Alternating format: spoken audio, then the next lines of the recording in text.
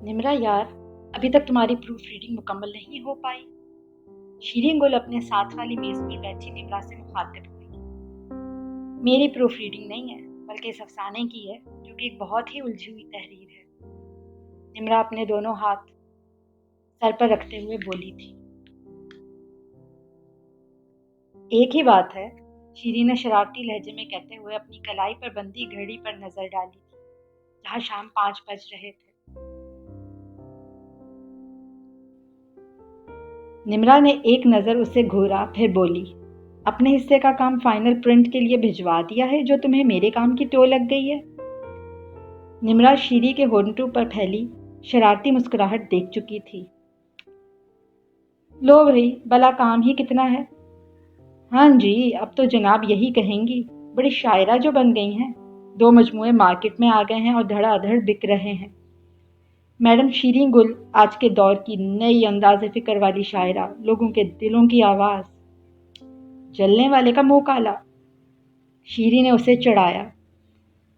हाँ जी, ठीक है, कह लो जो कहना है, लेकिन तुम मुझसे ये कभी उम्मीद ना रखना कि मैं तुम्हारे बारे में कभी ऐसा सोचूंगी। मध्यम मुस्कुराहट लिए उसे जवाब देते हुए निम्रा बोली थी। एक मर्तबा फिर वो दोनों खामोशी से अपने काम में लग गईं कि आज हर हाल में मैगज़ीन के तमाम मुस्तकिल सिलसिले पेस्टिंग के लिए फाइनल होना थे।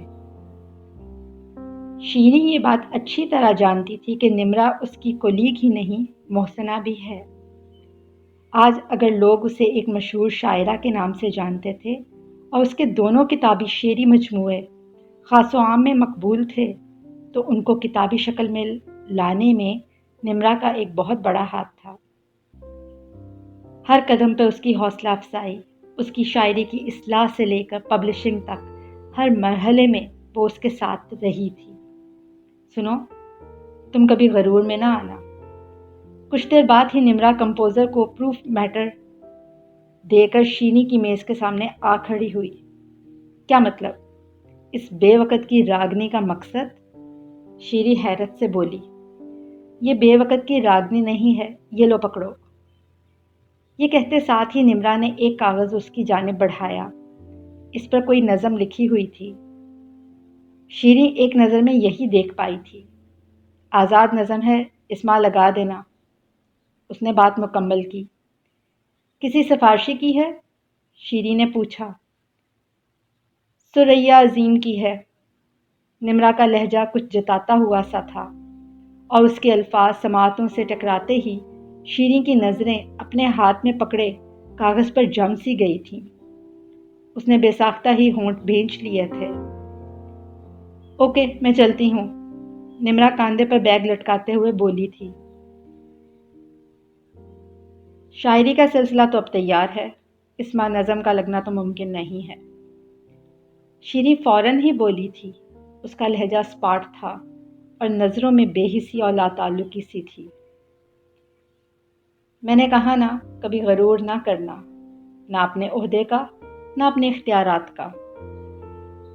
अभी तुमने शायरी फाइनल नहीं की है और मैं जानती हूँ कि अभी वक़्त है। ये कहने के साथ ही निम्रा ने शीरी के टेबल पर दोनों हाथ रखे, कोहनी के बल थोड़ा सा उसकी जानिब झुककर उसके चेहरे पर नज़रें जमाए हुए बोली, शीरी, अभी तुम्हारे पास वक़्त है, लेकिन सुरैया अजीम के पास वक़्त नहीं है। उसकी ज़िंदगी के शायद चंद महीने ही बाकी बचे हैं। डॉक्टरों ने उसे जवाब दे दिया है, लेकिन ये तो खुदा बेहतर जानता है कि वो अपनी किस्मत में क्या लिखवा लाई है, कितनी ज़िंदगी है इसकी। ये तो इस ऊपर वाले के हाथ में है। शीरी ने बेयकीनी की हालत में निम्रा के चेहरे पर नज़र डाली।